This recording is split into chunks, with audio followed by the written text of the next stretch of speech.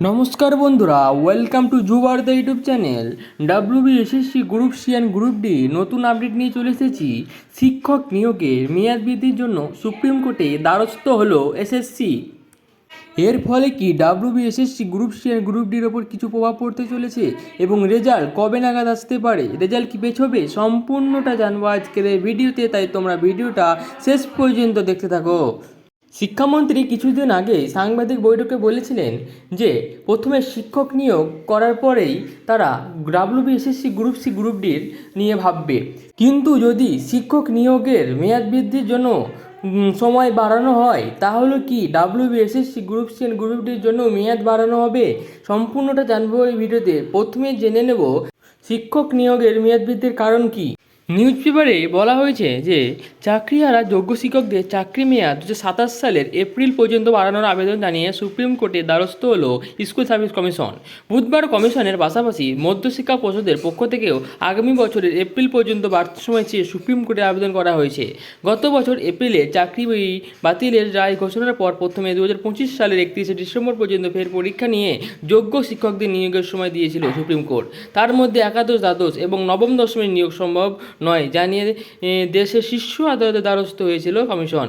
সেই আবেদনে সাড়া দিয়ে চলতি বছরের আগস্ট পর্যন্ত সময় বৃদ্ধি করেছিল সুপ্রিম কোর্ট। কিন্তু বিধানসভা নির্বাচন এবং নতুন সরকার দায়িত্ব নেওয়ার কারণে নিয়োগ প্রক্রিয়া বেশ কিছুদিন স্থগিত ছিল। ফলে এবারও তার মধ্যে নিয়োগ প্রক্রিয়া শেষ করা সম্ভব নয় তা আগেই স্পষ্ট হয়েছে। এই কারণে 2027 সালের এপ্রিল পর্যন্ত বাড়তি সময় চেয়ে আবেদন করেছে কমিশন এবং পর্ষদ। ওবিসি সংরক্ষণ সংক্রান্ত জটিলতা কাটতেই এই সময় চাওয়া হয়েছে বলে খবর। এদিকে এদিনও একাদশ, দ্বাদশে চাকরিপ্রার্থীদের ফের নতুন করে জাতিগত শংসাপত্রের তথ্য আপডেট করা নিয়ে বিজ্ঞপ্তি দিয়েছে কমিশন।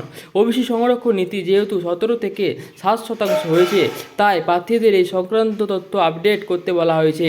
20 থেকে 25 আগস্টের মধ্যে কমিশনের পোর্টালে প্রার্থীরা নিজেদের আবেদনপত্র প্রয়োজনীয় তথ্য সংশোধন বা এডিট করতে পারবে।